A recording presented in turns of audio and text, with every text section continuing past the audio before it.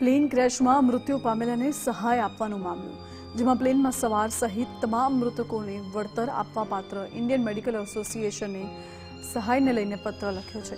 Tata સન્સના chairman હેમચંદ્રશેખરને આઈએમએનો પત્ર. Medical hostel પર વિમાન પડતા તબીબોના મોત થયા છે તેવું અનિલભાઈએ લખ્યું છે પત્રમાં.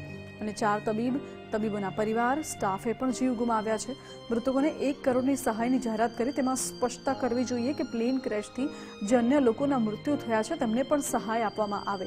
મુસાફર સિવાય અન્ય મૃતકોને પણ 1 કરોડની સહાય મળવી જોઈએ. જે તબીબોને ડિસેબિલિટી થઈ છે તેમને પણ સહાય મળવી જોઈએ. આ સાથે જ તેમને ટાટા સન્સને વિનંતી કરી છે કે આ વિષયમાં તેઓ સ્પષ્ટતા કરે, ખુલાસો કરે. મેડિકલ હોસ્ટેલ ઉપર પડ્યું વિમાન, એના કારણે 4 જેટલા ડૉક્ટરોએ પોતાનો જીવ ગુમાવ્યો છે. ડૉક્ટરના પરિવાર એ પણ જીવ ગુમાવ્યો છે અને તેના સ્ટાફે પણ જીવ ગુમાવ્યો છે. ટાટા સન્સના જે ચેરમેન છે એન ચંદ્રશેખરને અમે પત્ર લખ્યો છે કે આમાં મૃતકોને તમે 1 કરોડ આપવાની જાહેરાત કરી છે, પરંતુ આ વિમાન જેમના ઉપર પડ્યું એવા તબીબો અને અન્ય લોકો જે મૃત્યુ પામ્યા છે એમના માટે પણ તમારે જાહેરાત ક્લેરિફિકેશન કરવું જોઈએ કે એમને પણ 1 કરોડ આપવા જોઈએ. જે તબીબ વિદ્યાર્થીઓને ઇન્જર થયા છે અને એમને ડિસેબિલિટી રહે તો એના માટે પણ કોમ્પન્સેશનની કોઈ જાહેરાત કરવામાં નથી આવી.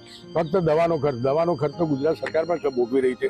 પ્રાઇવેટ હોસ્પિટલોએ પણ જાહેરાત કરી છે, ઝાયડસ હોસ્પિટલ, કેડી હોસ્પિટલ કે અમે મફત સારવાર કરીશું, પણ એમને ડિસેબિલિટી રહે તો એના માટે પણ કંઈ મદદ જાહેર કરવાની મારી વિનંતી હતી.